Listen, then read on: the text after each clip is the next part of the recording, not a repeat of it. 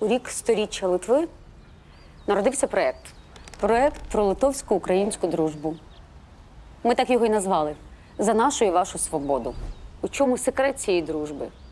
Природа наших стосунків. Ми будемо розбиратися і шукати відповідь на ці питання.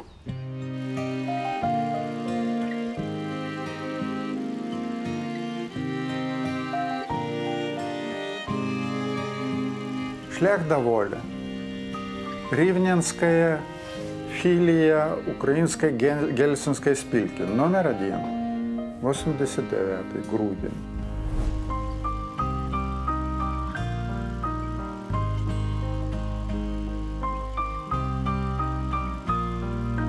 Ми приїхали захищати Литовську Республіку. Ми з'ясували, що ті, хто захищають Сейму, там всередині, вважають себе вже армією незалежної Литви. Ну і ми вирішили, що якщо ми все одно з ними то все розділяємо, то а чим ми гірші? От хай буде офіційно український підрозділ в складі добровольчих військ незалежної Литви, поки нема незалежної української армії.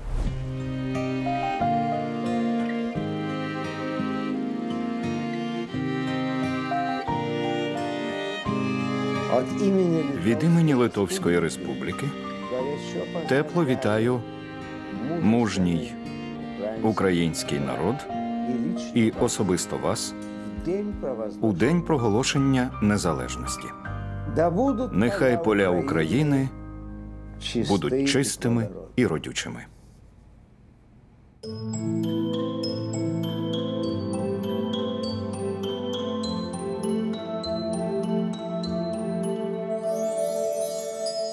Можна почати або із періоду Першої світової війни, або почати із того, як мене привезли у 1961 році у концтабір.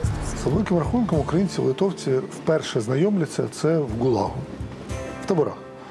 Литва і Україна були до війни в різних державах, і, відповідно, контакти людські, творчі були обмежені. Хіба так Коновалець, там члени ОУН, мали литовські паспорти і подорожували по Європі як литовські громадяни. І газета УВО «Сурма» в Литві друкувалась, приміром. Ну, тобто, такі епізоди були, але для народу, для мільйонів людей це було невідомий навіть факт. Тобто ніхто про це не знав.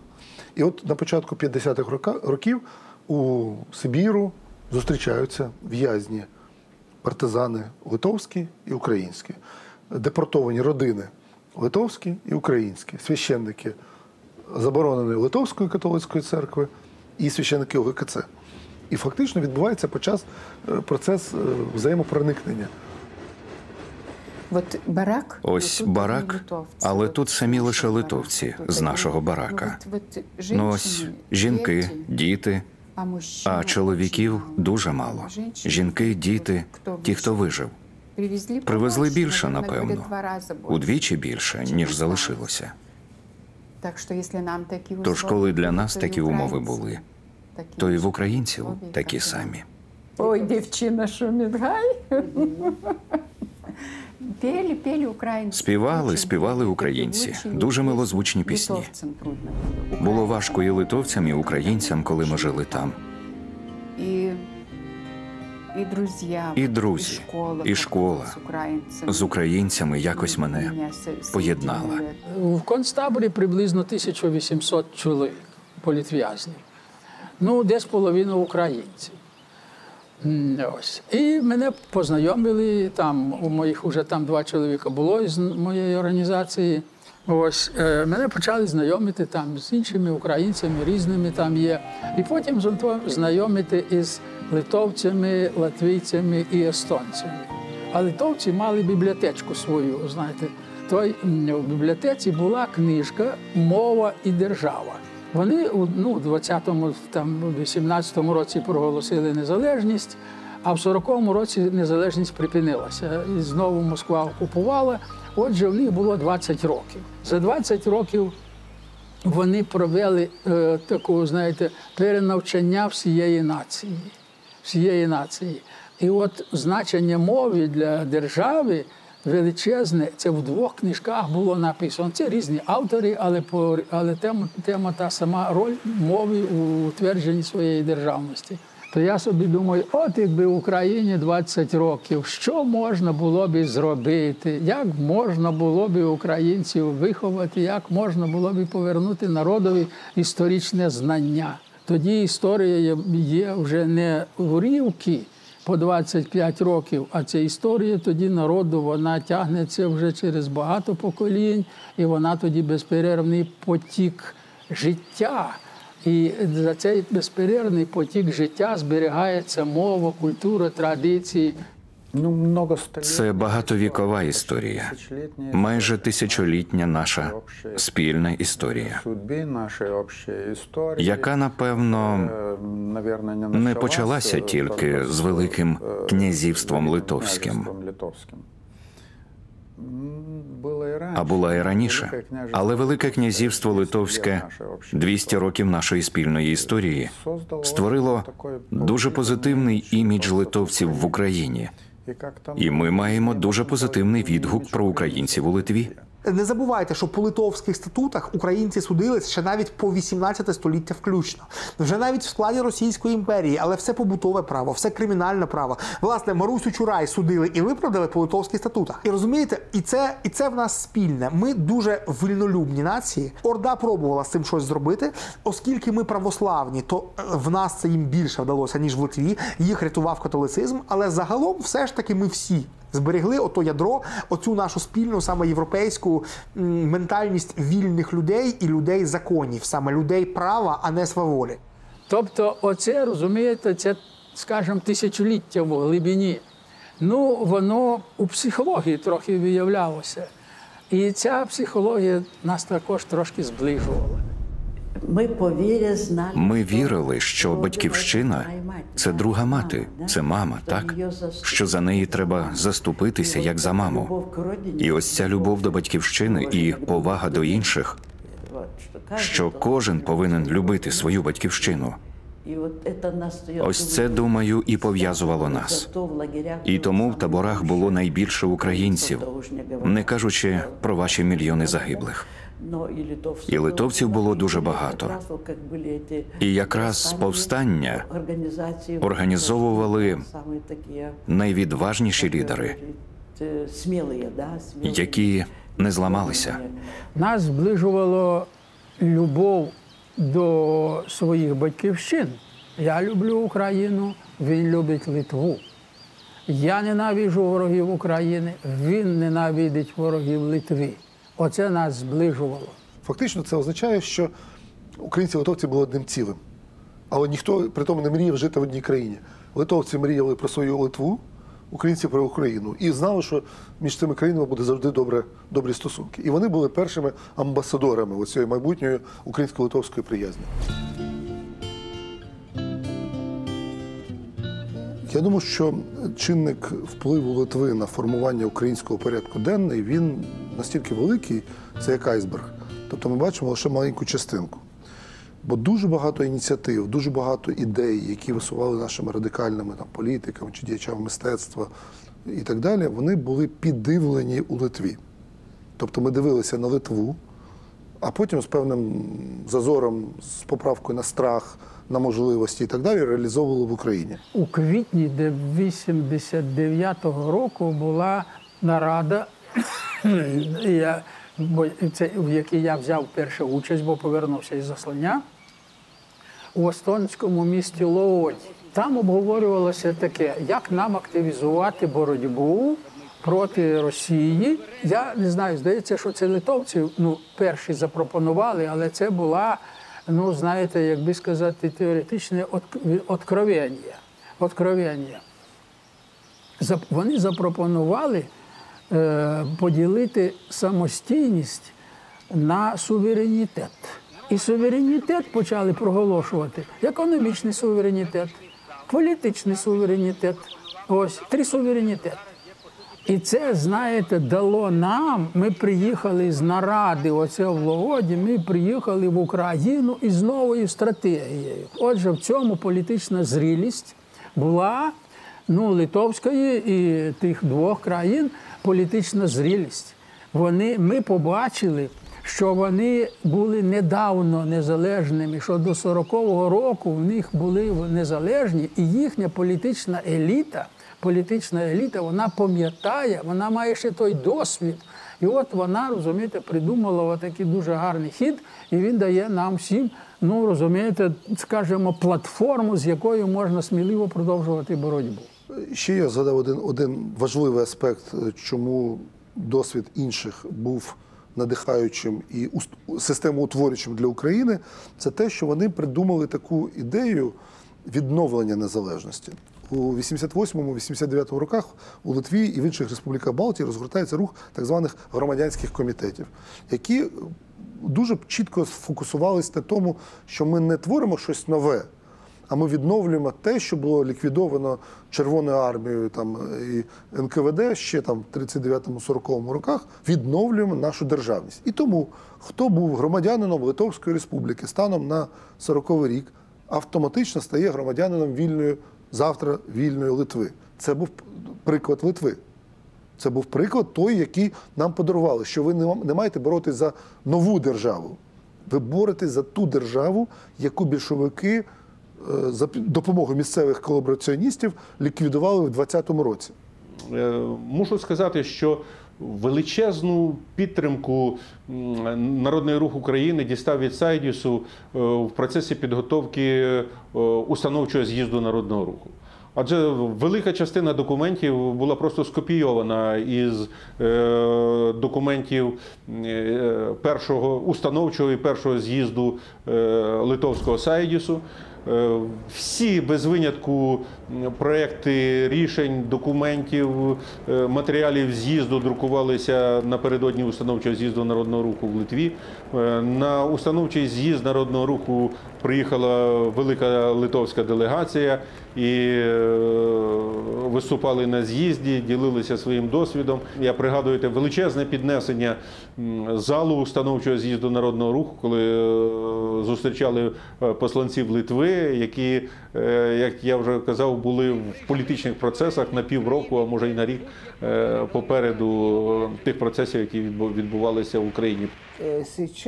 Зараз робиться наголос на державній незалежності.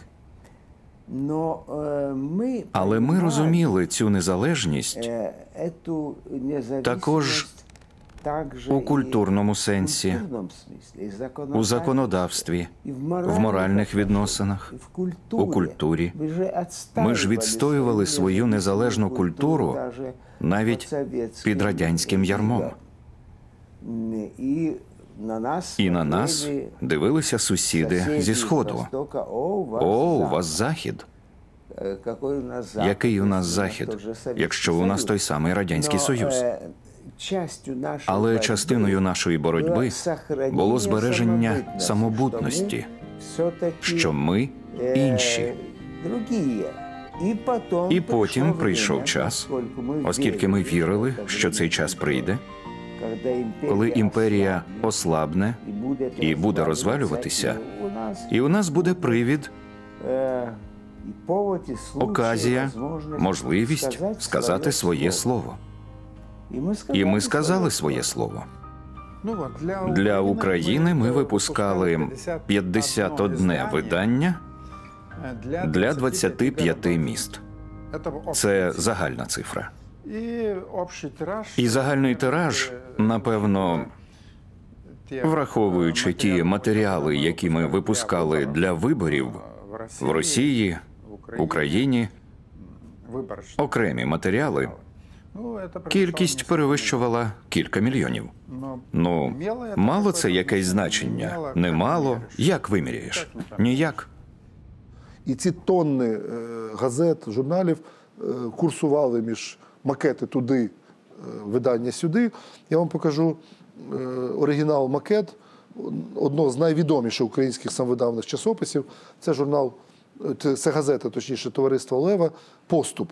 І от це видання мало дуже славну історію. І от такий макет везли до Литви, з нього робилася металева пластина, і вже на тих потужностях, які Сайдіс міг тоді задіяти, друкували.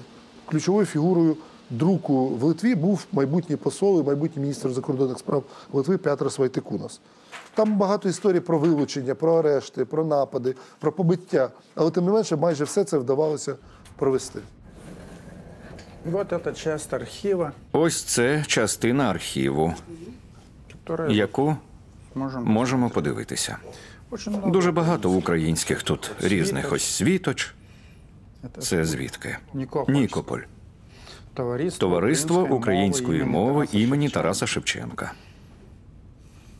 Хто ми є? Головне питання до цих пір. Хто ми є? Від руки написано «Встановити, хто такий».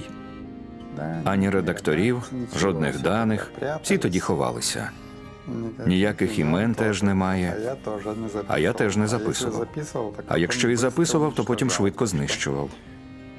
Так що жодних імен не можу назвати. Бо здебільшого я їх і не знав. Саюдіс почав встановлювати свої міжнародні відносини негайно. Бо дуже швидко зрозуміли, що потрібен рух до свободи, щоб це було у всіх республіках. Образно кажучи, ми вважали, що не можна зварити смачний і хороший суп в одній частині казана. Перший з'їзд Саюдіса. Їх приїхало дуже багато. Багато представників демократичних рухів з усього Радянського Союзу. З України також. Я з ними говорив, вони мені свою продукцію показували, що випускають. І я питав їх, скільки примірників ви своєї газети робите? Вони кажуть, 5, 6, 7. Я кажу, 1000? Вони кажуть, ні, примірників. І тоді я кажу, приїжджайте до нас, ми вам зробимо 1000. Вони не вірили, що це можливо. Але дехто наважився, приїхав, привіз, і ми надрукували 1000 їх. Але все це було пов'язано з великим ризиком, тому що за такими кур'єрами в потязі слідкувало КГБ і міліція. І коли вони бачили, що хтось із великими сумками чи пакунками вантажиться до потяга, міліція приходила, арештовувала і вилучала весь тираж. Тому що поставало тоді перше питання: покажіть накладні, де ви друкували. Ну, а раз накладних немає, значить це самовільно і незаконно виготовлена література. І треба сказати, що, здається, 2 чи 3 тиражі львівської газети «Віче» було вилучено у цій, як ми називали, рельсова війна. Такі випадки бували, і я знаю, що бувало з українцями. Їх били на нашому вокзалі. І в поїзді били, і на вокзалі били. Забирали до міліцейського відділку. Було, що у них вилучали тиражі. Ось це був величезний удар для них. Якщо вони платили за це. Вони приїжджали і казали, у нас відняли весь тираж, побили людей. Я робив безкоштовно. Я працював в Інституті фізики в Академії наук Литви. І ось на 3-му поверсі весь Радянський Союз знав, що є кімнатка, в якій сидить такий фрукт, який всім робить газети безкоштовно. І вони почали їхати. Технологічно це виглядало так. Я забирав макет, віддавав гінцям, вони возили ці газети в друкарню. З друкарні вони тягли величезні вантажі знову до мене у кімнату, в Інститут фізики. І там це зберігалося. Я чекав, коли приїдуть ті, кому це віддати. Всі ці такі події, що тут відбувалися в Литві, мітинги, відбувалися майже без мене, тому що в мене не було часу. Ще те, що контрабандою приїздило в Україну, це, власне, литовська продукція. Це була газета саме Саюдіса, і вона була такою, її мета – впливати на російськомовне населення самої Литви. Тобто вона не для нас була. Тому, звичайно, там 90% про Литву. Але коли ми читали про потребу литуанізації школи замість русифікації, ми прикладали це до себе. Вони піднімали питання створення національних сил, Збройних сил Литви. Але в цей час наші хлопці ще служили, і мені треба було йти служити в радянську армію. Я цього не хотів. І це от іздання литовського движення зіграло неймовірно важливу роль. Ми ставали вільними під впливом позитивного досвіду, трагічного досвіду, бо очевидно події січня 91-го відбилися в усіх людях нормальних гнівом, ненавистю до окупантів, співчуттям. І те, що дійсно були і кошти збиралися, і бензин збирався, і ліки збиралися, і продукти харчування. От так виглядали барикади. Так, це барикади, це ж біля парламенту. Да, ось парламент. Біля парламенту. А це із проспекту Гедеміна. Ага. Ну, звичайно, ми знали про те, що Литва проголосила свою незалежність, ми якось за цим слідкували, але це не було дуже гостро. Гостро це стало вже в січні, коли виникла оця ситуація безпосередньо біля телевежі. І я тоді працювала, завідувала кафедрою в Харківському фармацевтичному інституті. Я прийшла на заняття, і мені студенти зразу задали питання: Людмила Андріївна, чи ви знаєте, що таке відбувається зараз в Вільнюсі? Там стоять литовці біля телевежі, співають свої литовські пісні, відстоюють свою незалежність, а по них їздять танки російські. І мене що вразило, можливо, що коли я зайшла в групу, розумієте, студенти були всі вражені, вони були готові сьогодні всі вставати і їхати туди до Вільнюсу. Що було цікаво, всі співали литовські пісні. Тобто для них пісня була як така зброя, як молитва. Таким чином литовці намагалися блокувати це все. Знаєте, була така ще віра в те, що танком неможливо людину переїхати. Потім вона зникла, звісно. Да? Але що от є така цінність людського життя, яку не можна порушити. Да? Танк ніколи на людину не поїде. І ми дивилися крізь вікно, що там навколо вежі все горить, чути постріли, вибухи. Потім почули вранці, що там були жертви. Танки наїхали на мирних людей. Це було взагалі немислиме. Ми не могли в це повірити. Страшно було. Телевізор не показував, бо відразу захопили телебачення. Знімали доти, доки не увійшли озброєні люди. Був прямий ефір, і ми бачили, як озброєні люди захоплюють наше телебачення. Озвірілі солдати пішли в атаку. Це литовське радіо, тут навколо стрілянина й вибухи. Атакують, атакують. Ми повідомляємо, що ми звідси не підемо, поки ми живі. Заспокойтеся. Наша сила у спокої.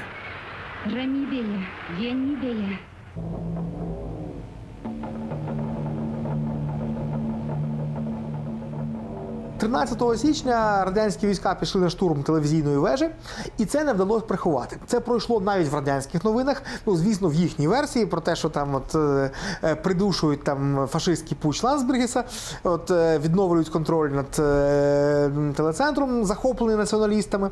Так само це пройшло по нормальних каналах, тобто Радіо Свобода, BBC давали нормальні репортажі, тобто було зрозуміло, що насправді відбувається. This is a CNN special report. Далі детальніше щодо заворушень у Балтиці. Це війна. Справжня війна. Радянський Союз проти Литви.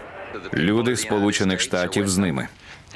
Зокрема, з литовцями, які пережили велику трагедію. Це нагадує мені ситуацію в Будапешті у 1956-му. 14 січня на Майдані Незалежності, який тоді ще був площаддю Октябрьської революції, під здоровезним пам'ятником Леніна, якого, на щастя, вже давно нема, зібрався величезний мітинг солідарності з Литвою. На цьому мітингу збирали гроші, збирали медикаменти, збирали їжу на допомогу вільнюсцям. І в межах цього ж мітингу зібрались ми. Ми на той час це активісти Української студентської спілки, УСС. Ми на той момент були дуже такі, знаєте, на куражі і вирішили, що ми молоді, здорові хлопці. ми можемо не тільки збирати там хлібину якусь там для литовських братів, а ми просто мусимо поїхати туди і самі взяти участь в обороні Вільнюса. Ну це було настільки, скажімо, очевидно, ну як багато інших ситуацій в цьому житті. Коли не те, що ти думаєш, чи тобі треба там бути, а ти розумієш, що ти не зможеш спокійно спати, якщо тебе там не буде. От насправді, от мій такий весь життєвий досвід, який після цього доповнився кількома революціями, от він весь свідчить про одне, що насправді перемога буває тоді, не тоді, коли планують перемогти, а коли дуже багато людей відчуває оцей моральний імператив, що там, мабуть, програємо, можливо, нас там вб'ють, але якщо ти там і тоді не будеш, ти після цього спокійно жити не зможеш. Литва тоді йшла першою, вона була певним таким криголамом, який ламав кригу цієї Радянської імперії, і литовцям на той час вдалося більше, ніж будь-кому. І якби саме їх придушили і роздавили танками, все, ні в кого іншого просто шансу би не було. Тобто, якби тоді подавили Литву, Україна навіть не спробувала б рипнутися. І ми це чудово розуміли.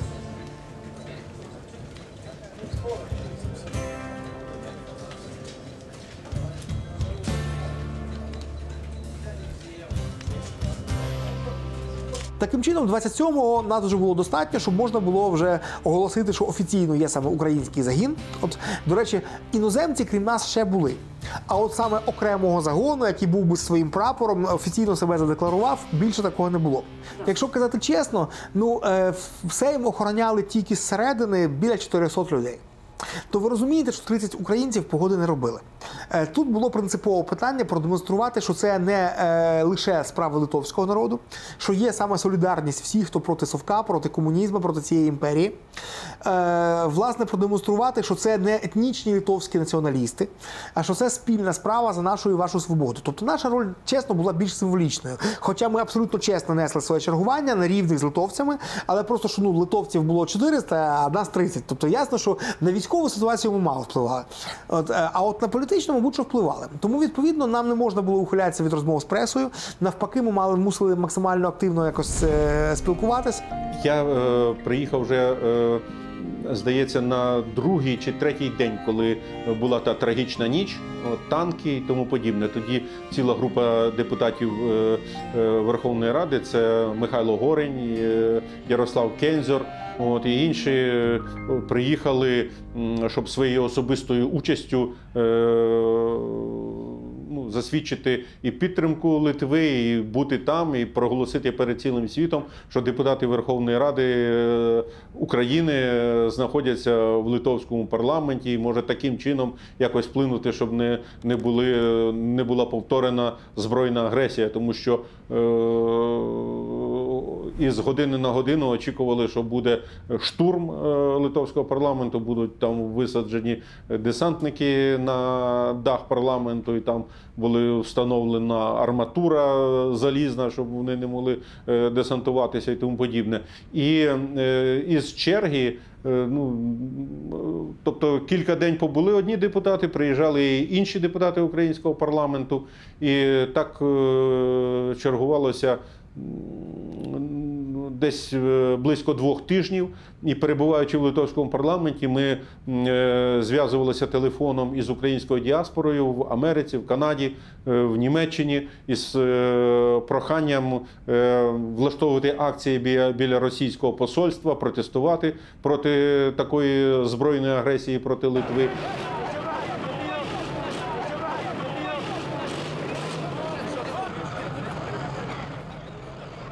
Хоча найбільший стрьом був потім, коли ми вертались із умовно вільної Литви в Українську ССР. Але і там певні моменти бували. Зокрема, звичайно, був момент, коли була імітація танкової атаки. Але все, далі вони так і не пішли. Тобто вони побачили, що вони імітують штурм, а народ не тільки не розходиться, а навпаки збігається. Все, вони відійшли тоді. Це, мабуть, був один з таких найбільш жорстких моментів.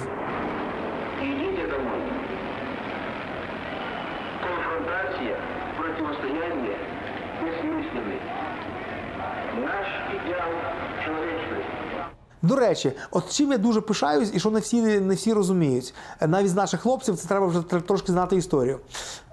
Ми були перші українці після 1956 року, які саме із зброєю в руках протистояли Радянському Союзу. От, і більш того, і так сталося, що оскільки Радянський Союз після цього дуже скоро сконав, от, зокрема, можливо, хоч на там крихітний відсоток, але і нашими зусиллями, так от ми були останні українці, які зі зброєю в руках протистояли саме радянській армії. Люди мають право боротися за свою свободу. І країни мають право боротися за свою свободу. І пам'ятаючи історію Литви, скільки треба було докласти сил, скільки жертв треба було принести. Цей процес був тривалий і, здавалося, безнадійний в роки радянської окупації. Але однак це все склалося в те, що нація, народ зберегли це коріння, цю пам'ять. І саме пам'ять була дуже важливим фундаментом, коли треба було усім визначитися, потрібна нам свобода чи ні. Давайте згадаємо, що свобода в Україні присутня у гаслі Організації українських націоналістів. Воля народу, воля людині, так? І в Литовській «За вашу і нашу свободу» вона дублюється так само. Щодо того, це щодо питання, що єднало нас із литовцями. Те, що ми зараз бачимо в Україні, це фрагмент розкладу Радянської імперії. Просто історичний фрагмент. Литва і інші балтійські країни теж були фрагментом, але їм було легше, тому що в них була пам'ять про державність, розуміння європейських орієнтирів. В них не було такої глибокої, я б сказав, етнічної катастрофи, яка спіткала українців під час Голодомору. Була своя сибірська катастрофа. Литовська незалежність забезпечена була тим, що українці теж вирішили, що вони залишають Радянський Союз. А українське прагнення незалежності живилося, як, знаєте, як море струмком. Тим, що литовці перша маленька республіка, маленька країна, кинули виклик оцьому молоху. І це так почалося формуватися на людському рівні. Ми дуже переживали за ті події, які відбувалися в Литві, зокрема за оголошення енергетичної і товарної блокади Литві, яка була оголошена керівництвом Радянського Союзу, якщо я не помиляюсь, на початку осені 90-го року. І тоді по Україні пройшли, знову ж таки, організовані Народним рухом України численні мітинги, на яких збирали кошти на підтримку Литви, на підтримку Сайдісу. Я був організатором такого великого мітингу в Києві на Софійському майдані. І ми на цьому мітингу зібрали, наскільки пригадую, біля 8 тисяч карбованців, рублів радянських. Але цей збір такий: просимо вас надати допомогу Литві, яка бореться. І такі целофанові пакети дали натовп, 2 пакети, а вернулося 4. Набиті грішми, хто карбованець, хто 3, хто 5 рублів. І це не я один такий. Їхали звідусіль. Тоді, коли вже розвинулася товарна блокада, не тільки енергетична, з України почали вести вже матеріальну допомогу. От я, наприклад, знаю, львівська організація кілька тонн цукру із Радехівського цукрозаводу повантажила на вантажівки, і якимось чином вдалося прорвати, проїхати блокаду. Ще один такий приклад, який мені запам'ятався, це із Надвірнянського нафтопереробного заводу 18 цистерн із дистопливом і бензином під виглядом експорту на Фінляндію, тобто документи були оформлені, були відправлені до Вільнюса, і формально вони повинні були пройти далі на Ригу, в порт. Депутати Верховної Ради порадилися і просять усіх вас залишити територію парламента. Ні. А ми віримо у Литву. Будемо вірити один одному. І навіть якщо прийде ніч, вона не буде довгою. Імперія гниє і валиться. Приходить ранок свободи. Ми і відчуваємо цю близькість, спорідненість і солідарність. І тому українці Досить невелика, але дуже помітна група приїхала до Вільнюса, коли після проголошення незалежності ми були в оточенні, в радянському військовому оточенні. З'явилися українці, навіть дехто в одностроях, які приїхали захищати Литву. А зараз, оскільки ми можемо, ми захищаємо Україну політично. Ми підтримуємо прагнення України бути європейською країною, включно з перебуванням в Євросоюзі. І також у Північно-Атлантичному альянсі. Тому що іншого засобу від агресії немає. Імперія нікого мирно не відпустить. І чим раніше ми це зрозуміємо, тим краще буде для нас. Якщо ви по-справжньому будете захищати свої ідеї, імперія спробує вас розчавити. Таке диво, яке мала Литва в 91-му році, коли ми втратили 15 людей, виграли війну з Радянською імперією і чого досягли за 3 роки досить мирним шляхом, це в світі, напевно, унікальний випадок, на мою думку. Ми підписали угоду, щоб люди жили по-новому, демократично, могли будувати своє життя так, як вони вважають за потрібне. І це зараз відбувається. Сьогоднішня наша зустріч, важкі дні, які переживає в пам'яті литовський народ, ми бачимо, що люди йдуть дорогою до волі, до свободи. До речі, відколи ми почули про зустріч по угоді з ЄС, то від цього місця почалося розуміння, що коли ми Україну втрачаємо, то втрачаємо знову на століття. Про ці збіги ніхто не розповідає, що стався перелом саме у Вільнюсі, а не десь в Брюсселі, в Лондоні або Москві. Це сталося саме у Вільнюсі. Для нас Європейський Союз – це гарантія спокійного життя, що нам не будуть стинати голови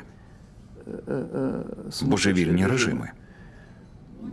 І ось цю більш-менш охайність і тишу,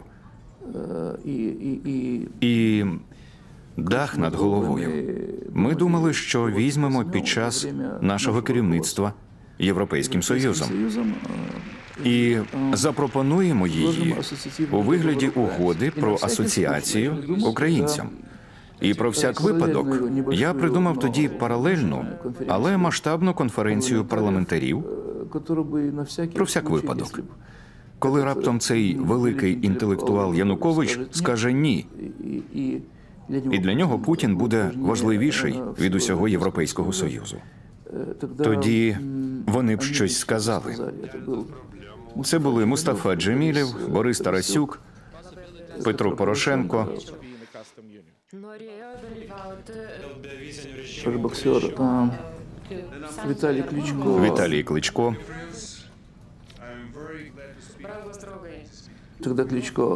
Тоді Кличко у такій боксерській напрузі сказав, якщо він говорить «ні», ми оголошуємо імпічмент президенту. У Вільнюсі він це сказав, 28 числа. І ми виходимо на вулиці за Європу.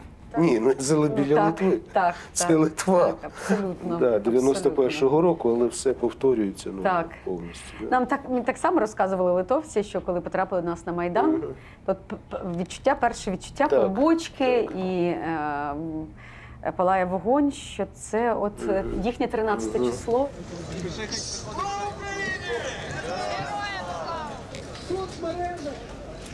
Всі ці нічні вогнища, люди біля багать. Це те ж саме, що було у нас біля парламенту. Звичайно, завжди ця аналогія приходила в голову. А як інакше? Це той же самий історичний процес. Це абсолютно ясно було. Я пам'ятаю, як тільки переступив останню барикаду і потрапив всередину самого Майдану, зразу ж стало ясно, що ні, Це так просто не закінчиться. Це дуже все серйозно. І що, на жаль, це буде коштувати якоїсь крові. Звичайно, я не думав, що такої крові.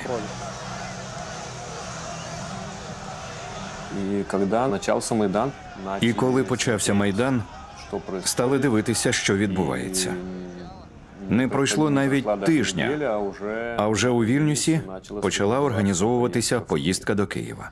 Ну і я подумав, що таких подій в житті багато разів не буває. І треба їхати. Треба показати, що ми, литовці, підтримуємо прогресивну частину України. І ми виїхали. А далі на нас чекав Київ. Браття і сестри, друзі, слава Україні! Грудень 13-го року. Чітко пам'ятаю, що почалося тоді перше так зване «народне віче». Коли в суботу та неділю Майдан наповнювався просто вщерть людьми. І серед них, серед всієї цієї публіки, виступили і ми. Пам'ятаю, була наша група, і я був запрошений сказати слово. Просто з розгубленості відразу став кричати «Слава Україні!». Здравствуй, Украина! Здравствуй, Майдан! Слава Украине! Эта группа приехала к вам с приветом от всей Литвы. Коли ми вже збиралися їхати до України, в останній день, здається, ми сиділи у Рокаса вдома, і мені така думка прийшла, що було б славно хоч один уривок із пісні заспівати українською. Я відразу подумав, що найбільш підходящою для цього є така бойова пісня. Називається «Присяга» по-литовськи. І щоб приспів хоча б заспівати, але не про Литву, а про Україну, українською.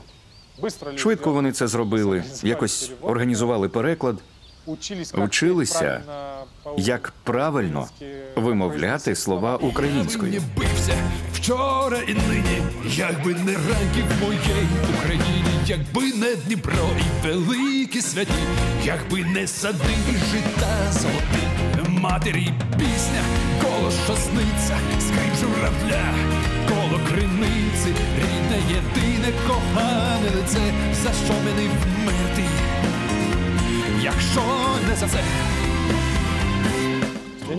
Я не люблю цих теоретичних міркувань, що, допомагаючи Україні, ми захищаємо самих себе і Литву. Так, загалом це правильно.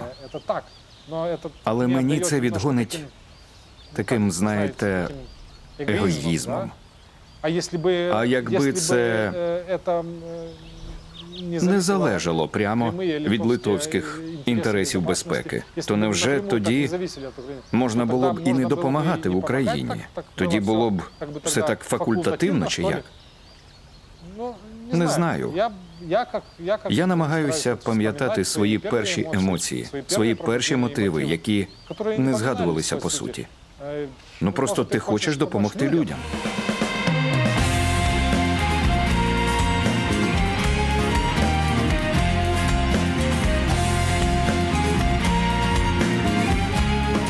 Так, ну а як? Там же не було якихось особливих ідеологій. Це просто прийшли прості люди. За якусь правду, не тільки за свої права, але просто за якусь правду стояти.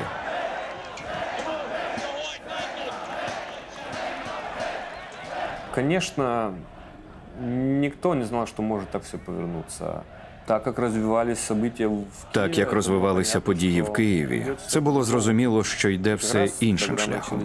І коли почалася гаряча фаза Майдану, інша група людей була паралельно, які вирішили, що треба збирати медиків.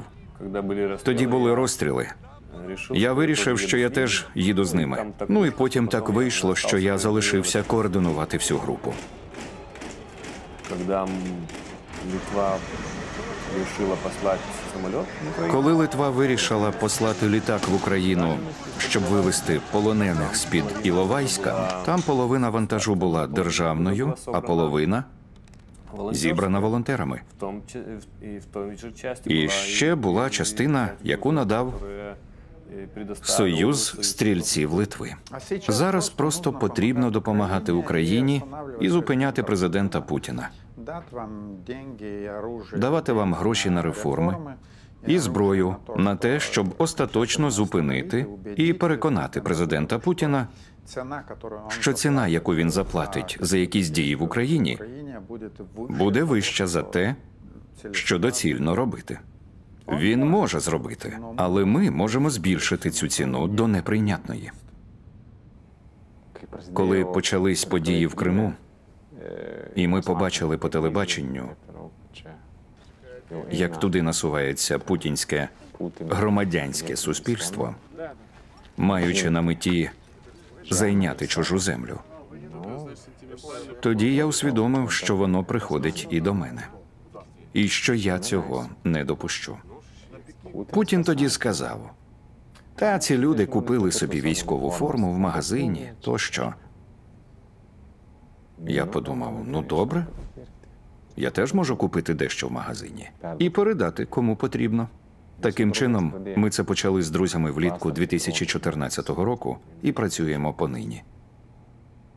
У той час ми відправляли партію, і я написав у Фейсбуці: «У нас від'їжджає машина, і там в машину ще півтонни можна завантажити».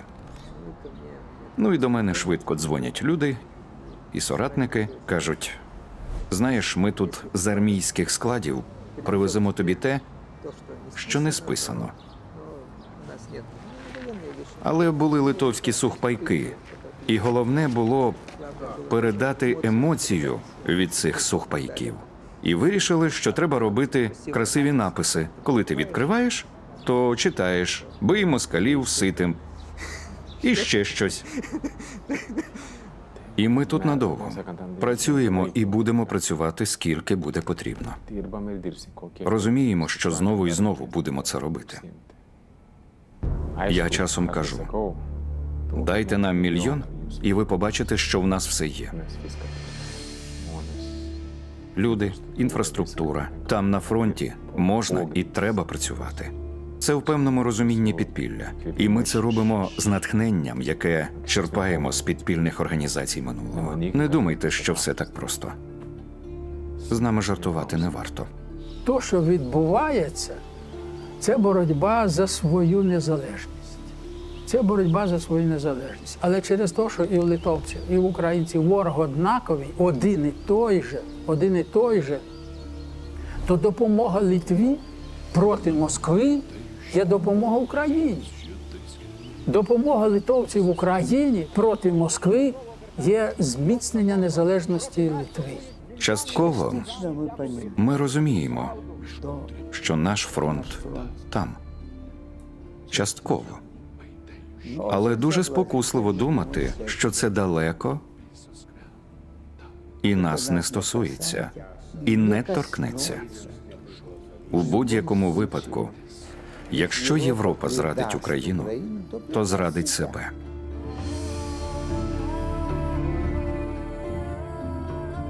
Неначе виграючи трошки часу на 1 або 2 покоління. Ще я думаю про дуже важливу річ, як і говорив, ми всі в одному світі. Литва не так далеко від України. Не така захмарна, і десь там за горизонтом Європа. Це все близько, і ми з того ж історичного періоду. Ми беремо участь у тому ж історичному процесі. Тільки ось Литві пощастило. Вона не була так історично пов'язана з Росією. Україні просто треба вистояти як державі і як суспільству. Тому Майдану треба стояти. Це головне – не розчаровуватися. Борітеся, поборете. А ми, як можемо, так і будемо підтримувати. Хай живе свобода!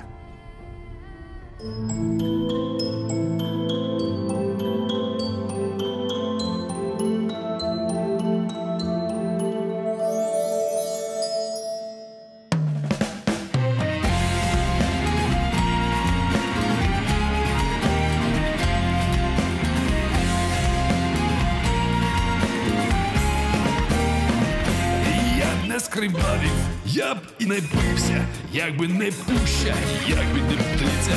Не завагався кров я пролити, бо захищати це значить любити.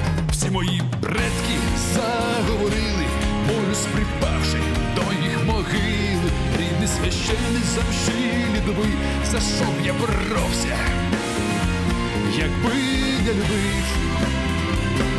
Тут українською і птиця співає, дальше на світі країна така є.